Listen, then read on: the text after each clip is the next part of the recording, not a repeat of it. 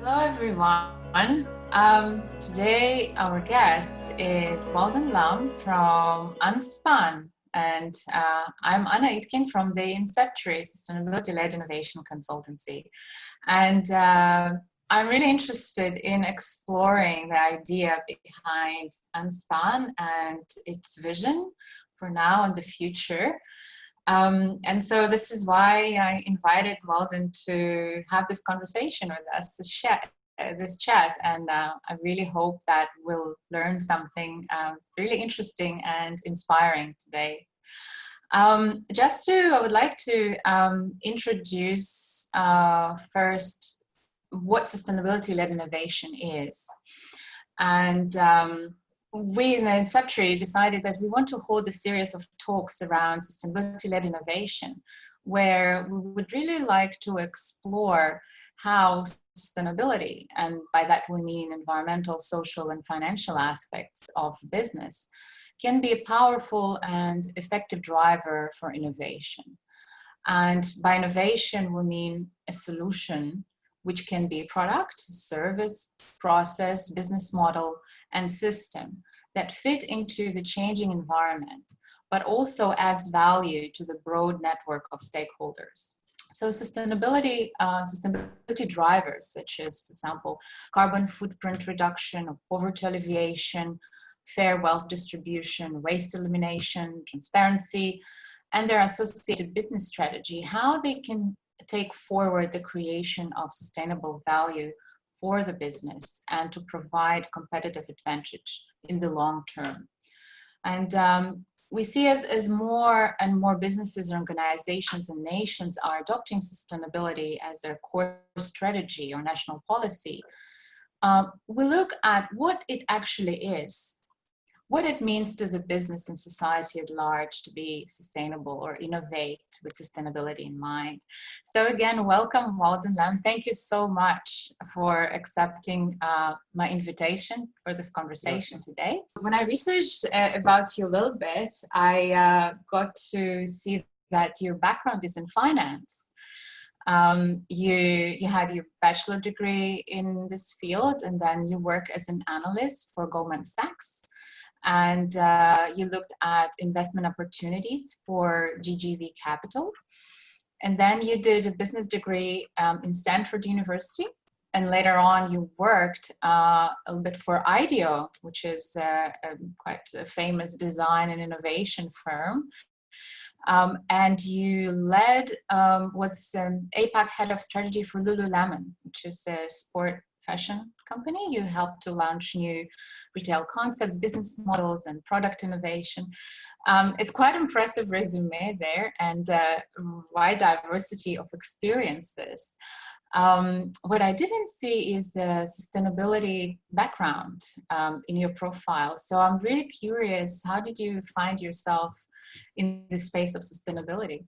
Yeah, thank you for that introduction. I was one of the fortunate few to have graduated in the financial crisis. So graduated in 2008, end of 2008, and actually for about a year, between 2008 and 2009, there's actually a lot of excitement in the political, also business communities around climate initiatives going into the Copenhagen Summit. And I actually started professionally full-time as a management consultant. And my first ever client was actually a utilities company, a local utilities company, that they want to look into how to prepare themselves ahead of the curve for climate initiatives. That's my first client. My second client was for a waste recycling program for the Hong Kong government. So yeah, so I did not study environmental science and sustainability, but was sort of thrusted into this world because there was a lot of investment and excitement around the climate summit. I think what I took away from those experiences is that it's really hard to coordinate, at least in the political sphere, on the climate issue.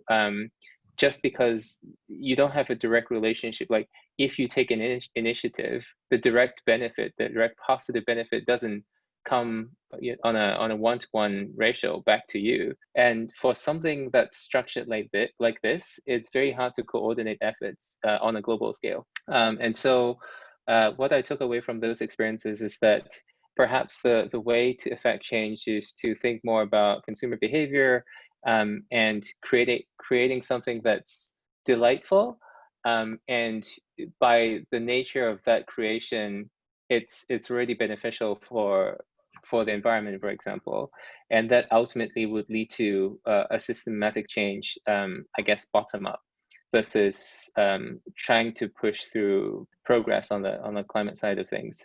So ever since then, the career trajectory has been focused on the broader consumer sphere of companies, first consulting, then investing, getting progressively closer to operating a company, and ultimately founding Unspun.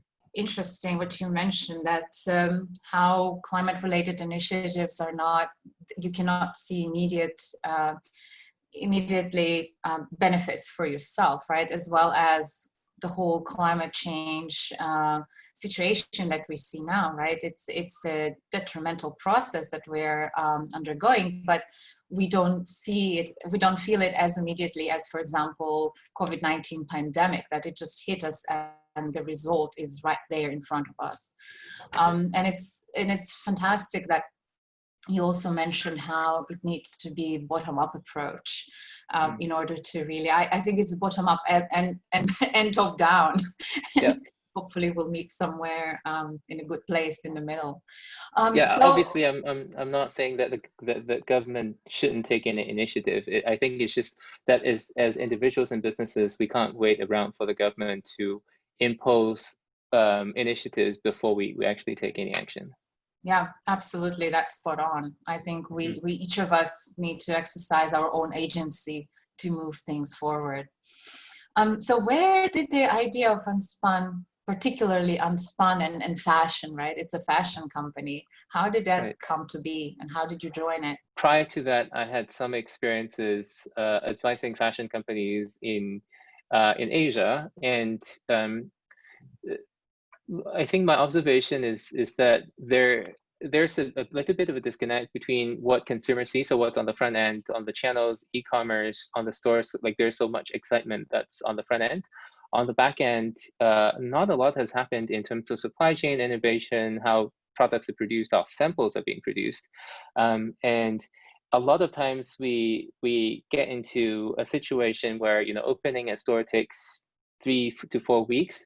And ordering products, depending on how good you are, how efficient you are, can take 9 to 18 months in terms of lead time from order to when the products are available.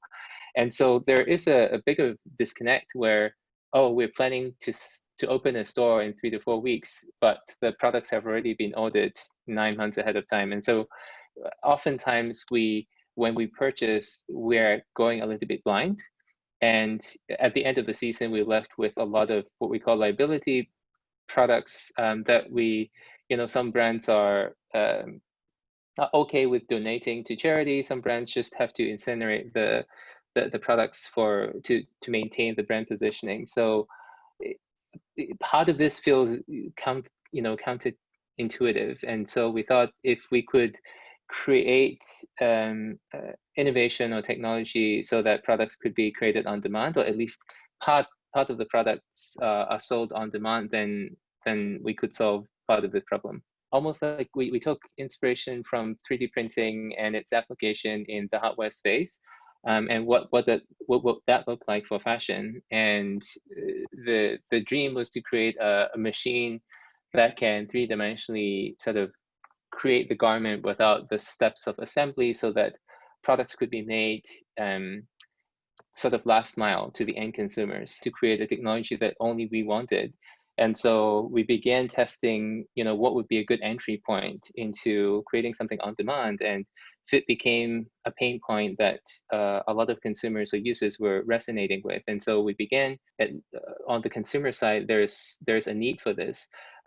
on the back end creating the hardware technology to enable the automation of it. So that was.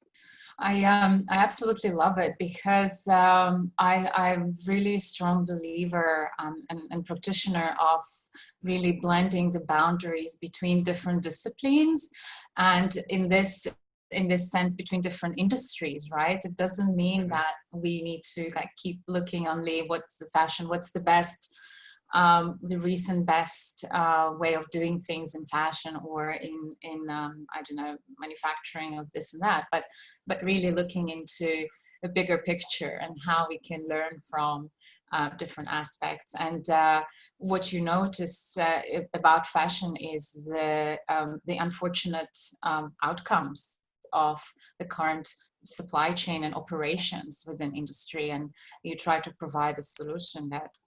When I was looking through your website of Unspun, you say there that it is looking to be more socially inclusive.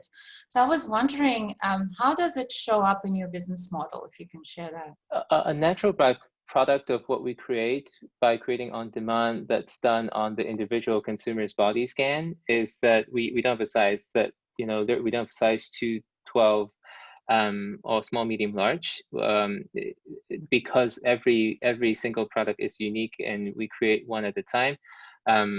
There is no body shaming, at least particularly within a lot of the female consumers that seek us out. That is something that some of the customers would say, in part of the experience in sharing the pain that they have to go through. We have had customers that cried and told us how they have to suffer through that. And I guess at least on a very light level, being confused by what all these sizing means by different brands. Every time we have a photo shoot, every time we're creating content, there's just a lot of intentional conversations about, is this everyday person? Are we thinking more about who our target customers are? So yeah, body inclusivity is very key and relevant part of this. Very big believers in tokenism, affirmative action per se, is to make sure that at the top of the funnel, that underrepresented communities, we actively seek them out. And so that we have a pool that's slightly more representative than what would naturally be the pool of candidates that we have without doing any adjustments. I think brands will increasingly feel the pressure to become sort of activist brands. What we want to be is to be proactive activist instead of, I think, in the past couple of months, I think brands are in a state of reactive activism where, okay, Black Lives Matter, like every brand out there just put out the black square, for example. That's reactive activism. I think we just need to think holistically about our company, what we stand for, and what our stance are on all of those topics, to get ahead of that and communicate. Because the two sides is you get tempted and distracted by what's top of mind, headline grabbing topic of the week or of the day, versus you become inert. You don't care about anything that's relevant for the time. I think the right balance is for us to holistically look at all of these social issues ahead of time, determine our stance and what our actions are against those injustices, and have a sort of comprehensive framework to address that. Yeah, so we have been actually working on a B Corp application process for the past couple of months already. And that is a very good way for us to holistically look at, which areas we need to be working on more aggressively, versus what areas we are already sort of ahead of the curve. And so we're taking actions to address those instead of being reactive. Thank you. That is very interesting. And what I hear you say is that businesses need to scan their business environment anew, taking into account the social issues, and take a stand in the same way as they take a stand for their financial success. Mm-hmm. And you're saying that there's a big role that businesses can play in addressing those social ills. Some of them are racial injustices, but also for me, as a woman, I can really also connect to what you said. And you go into a shop and you try out some outfits, and it's like, oh, I'm too short because this dress was made for 1 meter 78 centimeters model, or oh, my body shape doesn't really work with this pair of trousers because somebody thinks that this guitar shape is no longer in fashion. But what can one do if that's your body? Yep. So yeah, the certain trends determined by fashion, whoever decides on them, sometimes really leave out huge percentages of population feeling kind of something is wrong with me. A lot of the customers, they share stories about that with us, when they're going through the experience. So yes, we empathize. So going back to this really awesome technology that you're working with, the 3D scanners, right? We now live in the midst of this fourth industrial revolution, where technological innovation is exponential. And often when I attend events and I listen to presentations, I'm also left with the impression that it is kind of, there's a belief that, or an idea that it is new technology that will solve all our social, environmental, and economic challenges. So just will be curious to know, do you think that technological innovation alone, integrated in our current systems as they are, is it sufficient to address the world's challenges of today? Yeah, I can comment on I guess, micro aspect of this, observing what I have seen at Unspun, and maybe it serves some reference to what the industry at large could see. So you made a comment about the diversity of expertise, and looking at Unspun, we have hardware engineers, we have software engineers, we have product developers, designers, and brand people, operational people, and it's a very small company. We have 17 people, and what I've observed, to take an example of what we do on the sort of custom fit side, where software engineers are working with product developers, software people, and product or design related people within the industry. And it's almost shocking that when we scan the entire landscape of fashion or even fashion technology companies, we have almost camps. We have camps of brands that are led by creative director types that are very emotionally attuned, know culturally where things are going. And then we have a growing segment of technology companies that are engineer led, but don't have a lot of sort of product expertise or design expertise. And it's really just shocking how little the two sides interact. And having seen our product developers work with software engineers, it gives me a bit of hope that that increasingly this interaction will lead to broader, more systematic change. To more directly answer your question, one of the engineers actually recently told us the best that you could do in terms of software development is to empower the people. Because we have been actually internally have had a big debate about whether we should implement machine learning or use a more intuition-led approach to how we design pattern. And ultimately, we decided on using machine learning to empower the pattern makers and product developers to be the best approach. I think that probably applies to a lot of the innovation that's happening within this space. Like I said, I think supply chain innovation is just at the beginning phase, where a lot of the technologies are really not mature enough to, like in overnight, it will take over the jobs of very skilled sewers or seamstresses. That's not at all the reality of where things are going.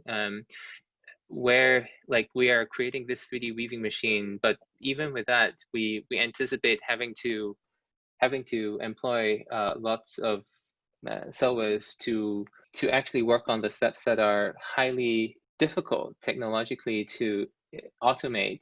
But it's also something that consumers are willing to pay a premium for the craftsmanship and the dexterity that machines are very hard to replicate.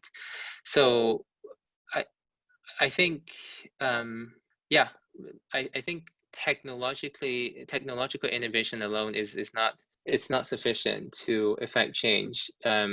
You have to bring the rest of the industry along.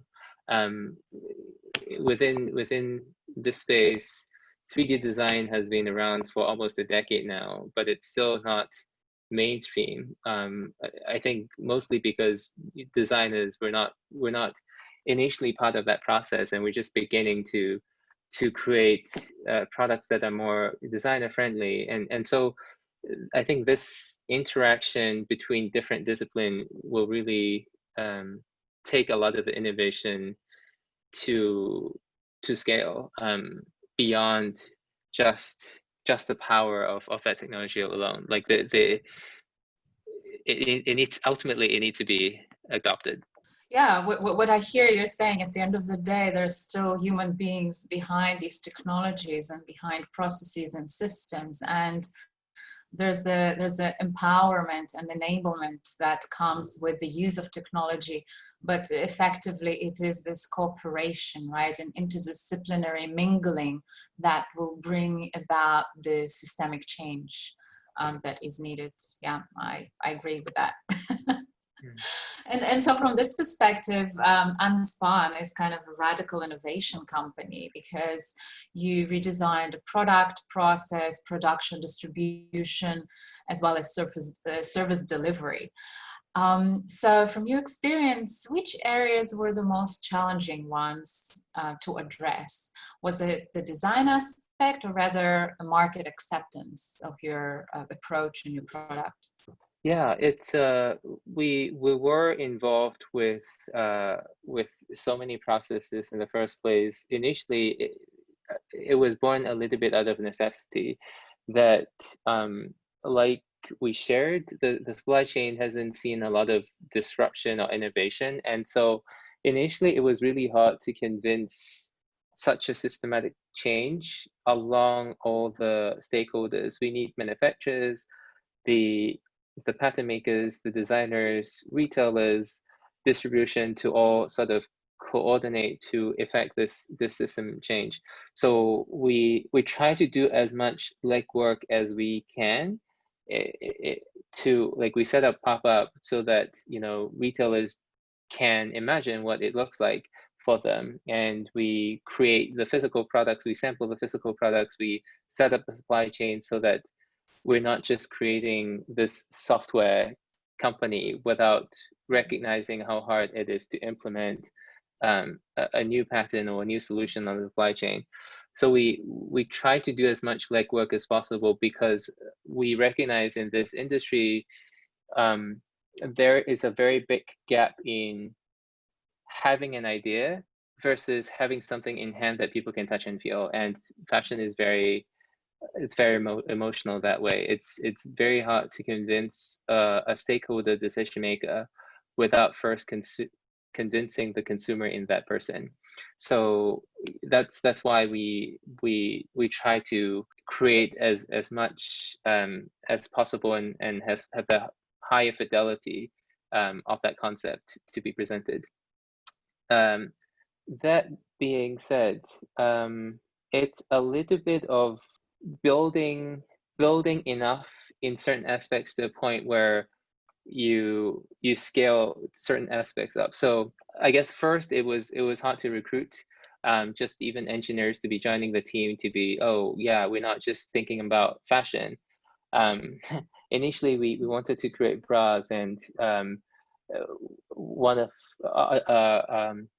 a technical co-founder, Kevin, actually had a lot of pushback on, oh, it's going to be really hard to hire engineers if you're pitching that you're an underwear company. Yeah, so we that was not the reason why we didn't go for underwear, but that was the feedback that we got from trying to recruit people. So recruiting was hard because it's such a new concept. And then outside of that, once you've had, setting up the supply chain then became hard, because manufacturers don't want to touch one at a time. They don't want to touch on demand. They don't they're used to this, okay, let's produce 10,000 and they can have a margin of error of like 2%. But for us, like even 0.1% margin of error is too many, just because every item is being sold and served to the customer. But then we managed to convince some sample room to help us get started. And then next is convincing the brands that this is the way to go. And so we had to work with the consumers, setting up like retail pop-up concepts to have them go through body scans and actually order products, and then being satisfied, and them showing up in retail really convinced the brands that, oh wow, maybe our consumers are more ready than we think. And now with the brand behind this concept, then we can go back to the manufacturers and say, hey, yeah, like we could be producing more volume, and we could be thinking about setting up a made-to-measure assembly line instead of using a sample shop. So it's taking chunks one at a time, and building off of other pieces of the puzzle. Yeah, and what I hear, really, you took this aspect of kind of, I guess, human-centric design, right? Of uncovering the needs, individual needs of different players across your value network. And then you looked for ways to address those needs. How can you satisfy the need of manufacturers to know that there is enough demand? How can you satisfy the need of your customers in terms of what is it that you're offering, and how does it address their needs? It makes it, you make it sound like we are smarter than we were. I think we were at mercy, or a lot of the players early on gave us a lot of benefit of the doubt, or like just wanted to support young, innocent people working in this space, and give it a go and see what happens. So we were fortunate to have support of some of the early, I guess, pioneers in this space to help us get started. So I come from the space of science and data, and as I was as I started my sustainability journey and development, within a few years, I kind of got to realize that it is all about human behavior. Behind everything, there are human beings, and we all have our biases. So for every innovation and change to take on, there are these human beings, and our biases or our us being settled in our ways is kind of a main obstacle to adoption of these new technologies or new ideas. How did you tackle this? Yeah, first of all, I don't think we've really cracked this or nailed this yet. We try to look at the obstacles along the journey and addressing it one at a time. As an example, we previously had to have customers come to our physical locations and go through body scanning. It's born out of necessity with COVID-19, that we have to accelerate mobile scanning. So it's looking critically at the journey and the touch points, and identifying the high friction points, or like where it's just too much for that we're asking of behavioral change. I think we take quite a bit of analogy from a few things. I think like eating healthy, again, it's something that it's hard, because the human brain is not wired to really eat healthy, or like eat less sugar or oil. But I think the best thing that you can do is to create really delightful, delicious meal, and by the way, it's more healthy. And I think same analogy for like how we're seeing some electric vehicle adoption. Like, people don't necessarily buy EVs because it's environmentally friendly. Like, I think people buy into the Tesla concept because it's high performance, it's sexy, it's great, and by the way, it's more sustainable. So I think the same analogy we need to apply here is that the jeans that we create, they have to fit great, they have to be comfortable, it has to be flattering, and by the way, it's more environmentally friendly. So that's how we'll address it. I think the trap in sustainable fashion is there are a couple of traps. It's trying to preach too hard of having too much data and science for people to digest. They should be available. You should always be doing the right thing, tracking and having full transparency. That's a given. But the communication part should not be preaching people about making them feel guilty about consumption per se. But make it a very delightful experience, and then bring them along the journey, educational journey, that it's so much more beneficial environmentally. So what you're saying is that you need to make it desirable and kind of feed back onto this current way of living that, okay, it's okay to consume. What do you think? Yeah, great question. I think it's okay to consume. Ultimately, we all consumers of food, of necessities. It's nothing. I guess one of the most radical senses you can have is nothing we do will ever be fully sustainable. The best thing we can do is to be naked in, I guess, in the fashion world.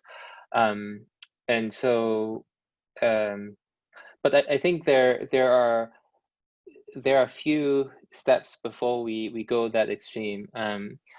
One is just changing the relationship between in consumption between garments and consumers. Right now, it's just completely transactional, where you buy a product, you consume it, you dispose of it, without thinking the consequences, or having a relationship with your garment.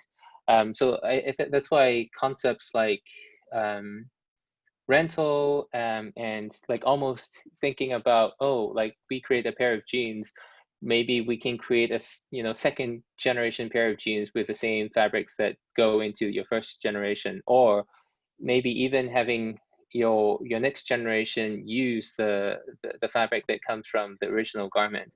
Like, those are, I think, really interesting creative opportunity for us to be thinking about changing the dynamic between consumers and garments, whereby consumption is still happening, it's delightful, but the consequences of consumption is so much more intentional. Yeah, that's right. And it's interesting that you've mentioned the kind of old/new models that are coming up within fashion industry, that are secondhand usage or rental of garments.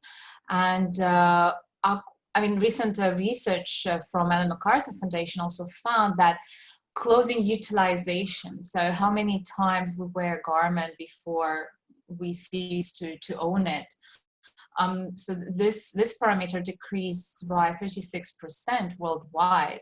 So it seems that these kind of models of reuse and rental are built on the assumption that about this displacement of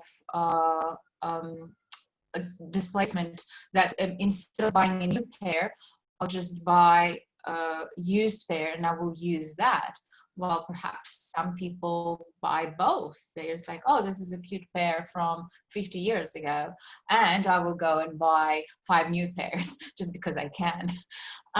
So this is an interesting kind of topic to look into. How do you ensure, or how do you even track this utilization and make sure that whatever you're offering instead is actually more sustainable in terms of creating waste and overconsumption, overproduction?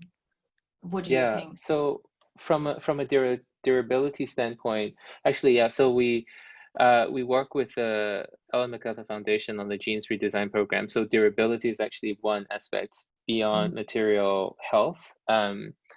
So durability, there are a couple of aspects for our team, for our ambassadors, and for some of our customers. What we actually do to ensure durability is to actually implement wear logs. So we have our team, at least ambassadors, and actually some of the customers volunteer into wear logs of making sure that we have enough coverage of different fabric and different styles, and looking at the number of washes and the number of like how frequently the jeans are used, and how long they've been worn. We have data as far as about 25, 26 months ago. Just that's when we started selling jeans. So that's something that we keep track of. And then second level of that is when we're selling $200 pair of jeans, and when customers are not happy with their jeans, we would know it. They would shout, they would scream, they would email us, they would track us down to make sure that they have the most perfect fit pair of jeans that they are happy with. So there is some aspect. I think there is a certain aspect of custom jeans because the bar is so high that whenever customers are not happy, they will tell us. We have had, we don't have a lot of customers that are unhappy and not tell us, because we offer that policy, and it's in a lot of times in the interest to fix the jeans.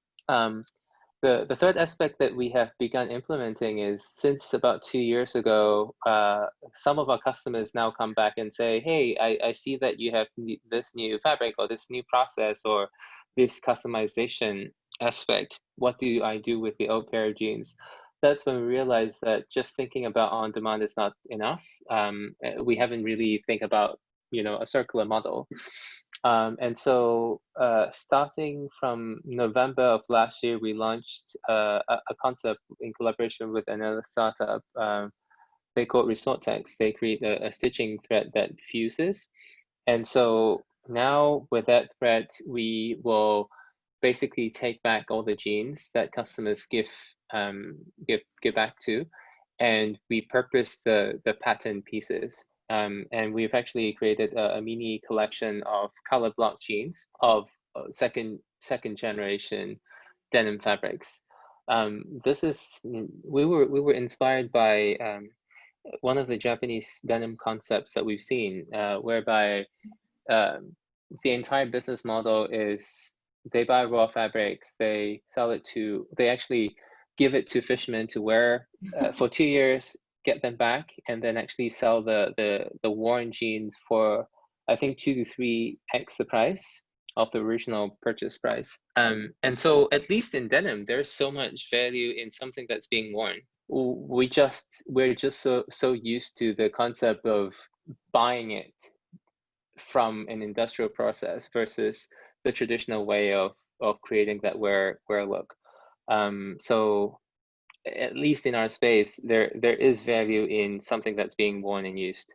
Yeah, it's very interesting what you're saying, right? So you found a way to track the use of garments. Is it something that can be used? You can see this being widely implemented.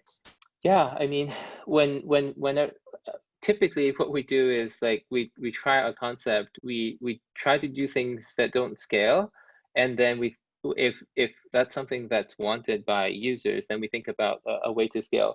And I think this is a perfect example where there's so much excitement around blockchain and traceability, or even just RFID tracking. The technology is there, and there are a lot of companies. I know of a dozen that already are working on blockchain and traceability in fashion. Yeah, so that could easily be applied in use cases like this. I love what you've mentioned, how you are being just by, you know, like you started it's made tailor-made, right? So this opens a window of communication with your customers, and that in place kind of creates opportunities. They kind of bring to your doorstep new opportunities. As you said, customers came and said, oh, we noticed you have new fabric, so we're really interested, but then we have still quite good pair of old jeans we purchased from you, so what to do from there? And then it's like, oh, why don't we just take it back? And here you created another business kind of avenue for yourself, making everybody happy, your business and your customers. So the world population is 7.8 billion people, heading towards 10 billion. And I think that in order to achieve sustainability in fashion or in general, first, our consumption patterns kind of need to change. And second, it would seem that sustainable products and services need to become mainstream choices, or available for mainstream to purchase. So they need to be affordable. I'm just wondering, how do you see this happening with the, like your pair of jeans you've mentioned to cost $200 and up? What is your strategy going forward on this, if you can share? Yeah. So we like I said, we take a lot of inspiration from companies like Tesla. And if you look at like the initial Roadster or the Model S, like the sedan, I think most people would argue that that's a premium car. But there's a real strategy in thinking about like that as a, let's not say proof of concept, or like early adopter market, and then gradually scaling that to now they have Model 3, which is almost mass market, almost a mass market product, like comparable to mass market brands. We take a lot of inspiration from that, and a lot of right now at $200 price point, at the scale that we operate at, we still have a lot of efficiency to be gained in terms of how we manage operations where products are being produced. And some of the products we're not even creating from an assembly line that's efficiently run. So there is a lot of slack, I guess, in our process to look at ourselves critically. So yeah, as we scale, we probably at least have room to come down in terms of price point for about $50 or so. So at about $150, we are probably somewhere comparable to a Levi's price point. And then from there onwards, what we've done is to essentially look at the industry as not zero sum, like it's not Unspun versus the rest of the world. I think to effect change, we have to be collaborative. We have to work with other players, and so we use the same fundamental technology. We work with bigger brands, and we we power the on-demand concept as well. And so for some of these brands, they're even thinking about, you know, $100, $120 price point. So with the scale and I guess sway in the manufacturing side of things, that will allow us to scale it down in terms of price point. Yeah, and then we've recently invested behind making it accessible beyond the physical touch points of Hong Kong and San Francisco. Yeah, so, and looking at sort of how you set up the question, yeah, I think a lot of the consumption in terms of like units of garment per person, the biggest driver in terms of being able to reduce it or intentionally replacing it with something like one piece versus 5 different pieces, a lot of the consumption is still happening with developed markets or wealthy economies. So if we can reduce that, that would be very 80-20 in terms of the impact that we can have in reducing the environmental aspect of things. Yeah, that's what I hear you say is that there's still a lot of place for improvement from the efficiency perspective as you keep developing and setting yourself up. But it also seems to me that the main gains could potentially come from this collaboration with what traditionally would be accounted for rivals, right? So competitors. And I love that it's not either or, but let's work together. We have this amazing technological solution that bigger brands can adopt, and they have their reach in the market that can really scale up, right? So it's the scale of the solution that will allow for that positive impact to happen. And you're right. Just I own a few pairs of jeans from Levi's, and I paid a good premium on them, but they last for so many years. I love them. They fit me better than other less known brands, and that's why I decided to invest so I can keep them and enjoy every time I wear them. So I hope my next pair of jeans will be from you guys.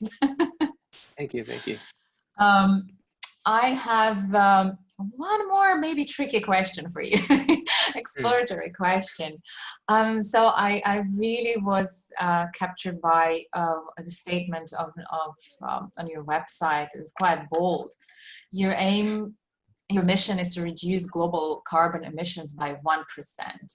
And I want to put it into perspective for our audience that in 2019, Global Carbon Project reported global carbon emissions that reached 36.8 gigaton. And so this makes 1% to be 368 million tons of carbon. So how are you planning to do that? Yeah, actually, also just to put things in perspective, if you look at carbon footprint, I could be butchering this now, but the top 10 companies actually account for over 30 to 40% of the entire sort of carbon budget that we have. But then in terms of like the other end, saving carbon footprint, nobody is really remotely close to 1%. Like even, you know, I like to quote Tesla, they're not remotely close to 1%. So admittedly, it's crazy. So the way we break this down is to have sort of 3 aspects of the equation. Fashion right now accounts for, depending on what source you trust, between 8 to 10% of carbon footprint overall of carbon emissions. And then we have done one high-level life cycle assessment of our current process compared with the jeans that are otherwise produced conventionally. We currently save about 24% of carbon, but we haven't even accounted for turning on 3D weaving machine, sort of skipping the steps of fabrication, and having production close to the end consumer. So we haven't accounted for that just because we haven't turned it on yet. But we anticipate if we turn that on, we would be probably closer to about a third of carbon footprint saved compared to conventional. So the remaining piece of the equation is that just means that we have to be powering about a third of the fashion industry. And that's the most, I guess, aggressive, ambitious goal. And if we take this frame and we are true to the mission of 1% goal reduction, then that just means we can't be doing everything by ourselves. We have to be collaborating with other companies, and that's why I mentioned previously that we work with other brands to help them eliminate the inventory, because that's the only way we could realistically get there. Yeah, and I very much, again, agree with you that it is by having these big goals, right? This vision that is currently unattainable, but in the long run, what it does, it really opens up a space of what's possible and where do you need to be. Like you said, if you do the calculation, you need to be supplying a third of the market, or owning a third of the market. So so again, there's a business opportunity there as well. What does success look like for Unspun in, let's say, 2030? When we individually we share goals among our team so that we can support each other in achieving those goals. I think back in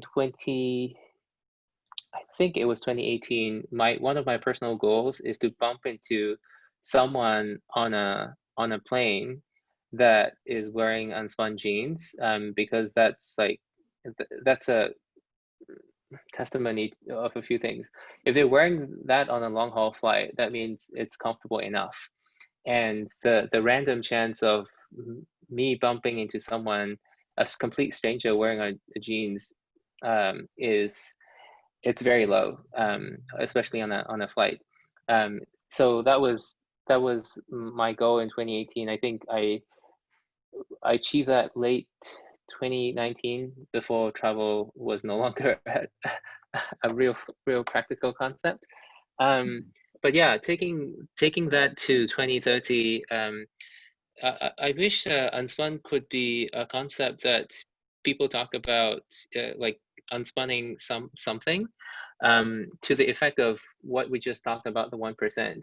Like we want to be sort of effecting that 1% change. But if that means is like other brands taking initiatives to drastically, cut their carbon emissions by, 20-30%, by thinking more intentionally about how they're producing goods, that for us is a success, that people will be talking Unspun as a concept for the fashion industry. We obviously have more, I guess, down to earth goals on, we want to be setting up facilities where these facilities are very close to the end consumers, and they are powering the manufacturing of goods on demand. Right now you purchase on e-commerce, and like same day delivery is cutting edge. But I think realistically in 2030 we could live in the world where produced, like same day production and delivery, it's possible, in a place that's currently a warehouse. They're powered by automated facilities. At that stage, a lot of the consumers already will be empowered by either having body scan data, or like a physical try-on, a digital try-on experience where we don't have to buy 10 items and return 9 or all 10 of the items. Instead, the digital try-on process would already be good enough, and then the production would be powered by automation. Thank you so much, Walden. I again hear those things that I continuously talk about, is that share with your team, share your ideas and your vision, and then support each other to achieve them. And as well as what I hear is that, yeah, you're there to really change the paradigm of fashion industry, and you're in there with collaboration and partnerships, and you really see technology as an enabler to achieve all this. Thank you so much. I Thank you really so much. enjoyed I really enjoyed this conversation and learned so much about you and the goals of the company. I really hope you guys will be successful in achieving what you set up to achieve. It's really inspirational, and everything that I wish for others to think about and kind of learn from and take on as well. No, yeah, we're learning by the day and trying to survive every day too. Yeah, all of us. Good luck. Thank you so much.